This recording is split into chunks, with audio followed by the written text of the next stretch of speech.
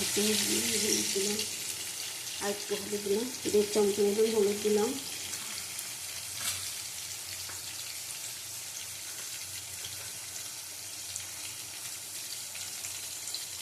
কাশ্মীরি লঙ্কার গুঁড়ো দিলাম, 1 চামচ দিয়েছি কাশ্মীরি লঙ্কার গুঁড়ো। ভালো করে ঘেটে নেব, কষিয়ে নেব। এটাকে এর মধ্যেই আমি শুকনো পোস্ত দেবো, বাটা গুঁড়ো করা।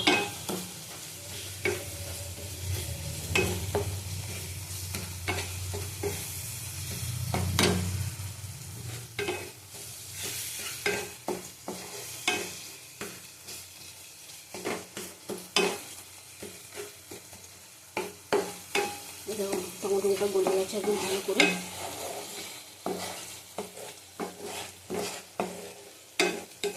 ভালো করে গলে গেছে। পোস্ত দেবো আমি 1 চামচ, পোস্ত দেবো 1 চামচ। আমি জলে গুলে নিই, আমি এমনি পোস্ত দিলাম।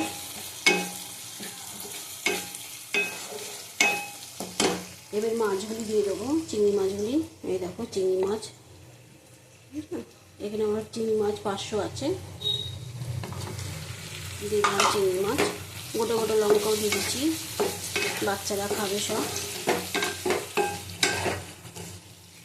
আমাদের বড়গুলিও ঝাল খায় না, বাচ্চাগুলিও ঝাল খায় না, ঠিক আছে।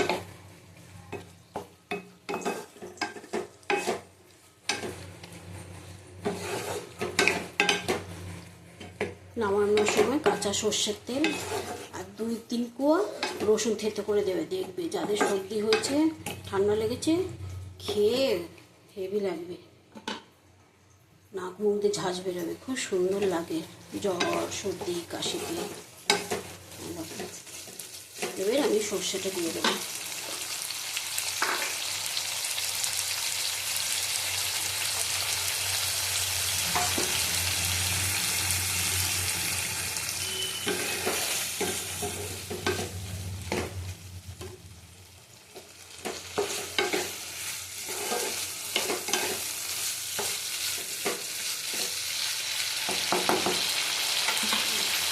সর্ষেটা দিয়ে দেবো। দেখুন সর্ষের নিচেরটা আমি নিই না, নিচেরটা খুব এইটা আমি নেব না, এটা সর্ষের খোসা পেটে গেলে পেট ব্যথা করবে।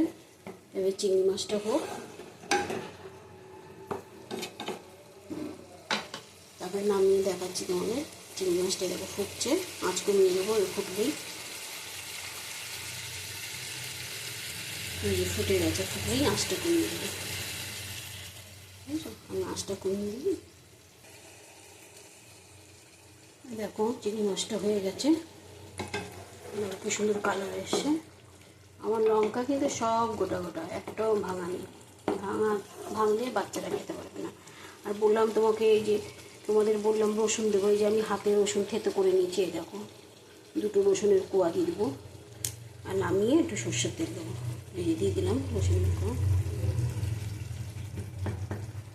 এটা একটু সিদ্ধ হোক।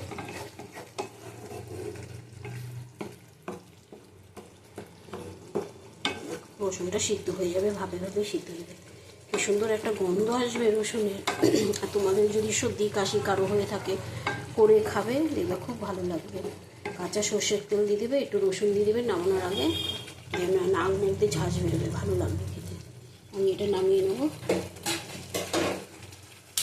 দেখো আমি নামিয়ে নিচ্ছি, তোমাদের দেখাচ্ছি নামিয়ে।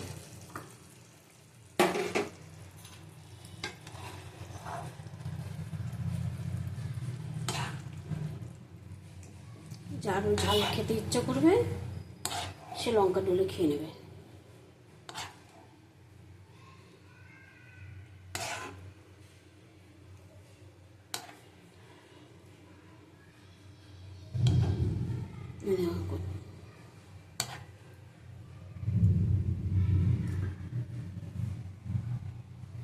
এই যে আমি একটু সর্ষের তেল দিলাম, এই বাটিটা তোমাকে দেখাচ্ছি।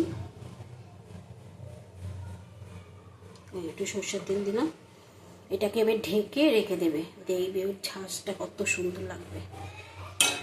এই দেখো আমার রান্না কমপ্লিট। ওল কচুর কোপ্তা, চিংড়ি মাছ সর্ষে দিয়ে পোস্ত দিয়ে, দেখো কত সুন্দর লাগছে দেখতে।